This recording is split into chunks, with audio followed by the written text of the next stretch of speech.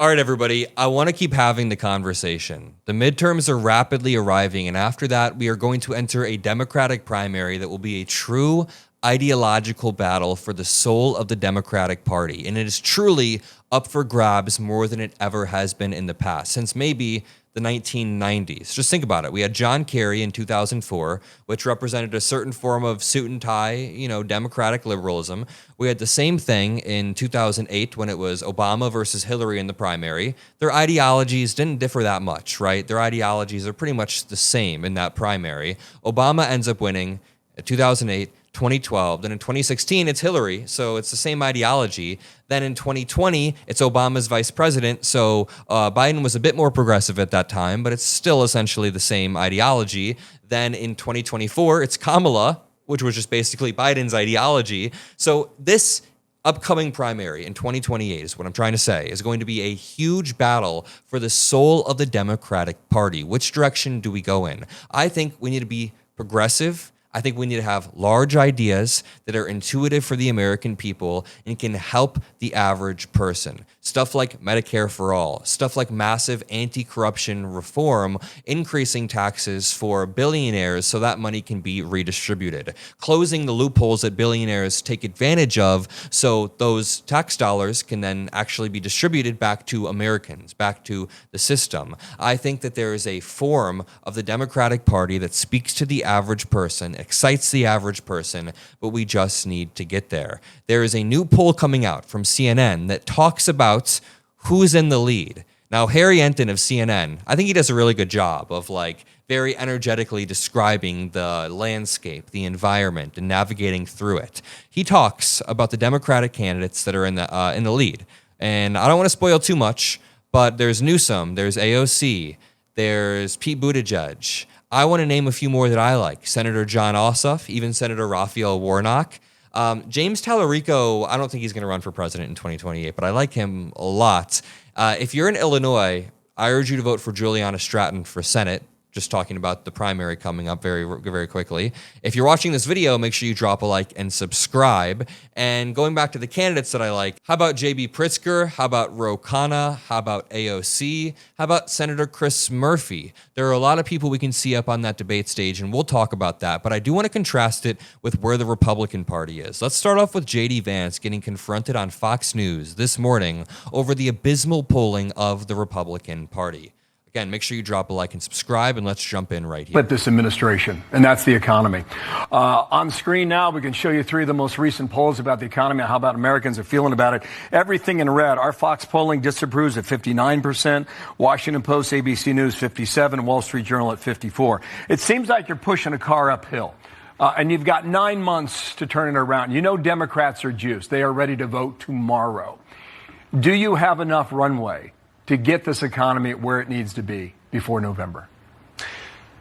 Well, Bill, in some ways we are pushing a car uphill because the Biden administration left us such a disaster of an economy, the highest peacetime debt in American history, skyrocketing inflation. A lot of Americans who had lost $3,000 was how much the average American had lost in take-home pay.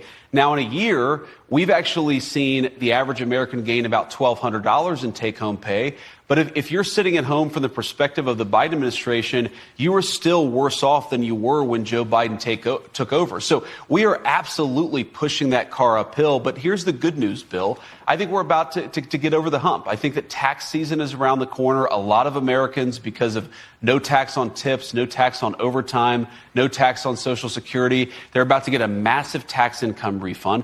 We've seen this massive trillions and trillions of dollars coming into our country to build new factories. Those construction jobs are starting to hit the economy. Then the manufacturing jobs, once those factories are built, will hit the economy too. So I think that we've got a lot of momentum here. But the president said this last night. We inherited a mess. Our ask to the American people is let us continue to fix this mess, make your life better. That's what the president is prioritizing. He's lying about essentially everything. I mean, for the actual statistics, unemployment is up since they took office. It is up. They have said that mass deportations would create jobs for American people, but they've carried out these deportations and there are less jobs for the American people. This is a double failure. There are less people producing in this country, less people contributing to our economy, which is what they claim to care about. I mean, beyond the humanity aspect of the deportation deportations, there are less people contributing to this economy. There are more people out of a job. Youth unemployment is up 15%. Unemployment for Black Americans is up like 20%. That is an early indicator of a weakening job market. This economy is kind of about to head off a cliff because of the way that Donald Trump has enacted his tariffs, and now he has to give money back. They owe us a bunch of money. But being unified in our opposition to Donald Trump and J.D. Vance is not enough. I want to keep talking about the Democratic Party because as much as I don't like them, as much as the polling looks awful for them, we need to talk about what our party stands for. Here's Harry Yenton laying out the landscape. A downright clown car at this point on the Democratic side. I mean, just take a look here. Top choices for the 2028 Dem-Pres nominee. You have a leader, but it's not really a clear leader. It's within the margin of error. You have Newsom at 19%. Then you have former Vice President Kamala Harris at 18%. Quite a weak number for her, given that, of course, she was the nominee last time around. Pete Buttigieg, who, of course, has run before, 13%. Alexandria Ocasio-Cortez at 12%. This is just a total clown car. It is a total mess. There is no clear front runner at this particular point on the Democratic side. Who the heck knows who the nominee is going to be in 2 years? It's been a long time since we've had a Democratic race like this. Yeah, it has been a long time. This is very unusual for the Democratic side to not have a clear front runner at this point. National early poll leader at least 25%. Look at this. This year, we get the giant question mark. No one. In 2020, when there was no incumbent, it was Joe Biden who was there, Hillary Clinton in both 2008 and 2016. I think on the list that was presented, AOC speaks the most to me. Now, I don't know if AOC is going to go for the big spot in 2028. She might actually go for a Senate seat. She might go for Schumer's Senate seat, which would be smart. But I also like Jon Ossoff. I mean, in my ideal reality, it's like a Jon Ossoff AOC ticket. And they run a very progressive anti-corruption campaign. And Jon Ossoff uses his experience in the anti-corruption field to just lead on messaging. AOC is also very good at social media, very good at messaging. They dominate the narrative with unique ideas. Project 2029, which we're working on at the Adam Mockler channel, will be something that we will release and try to get politicians to sign on. Let me read a few.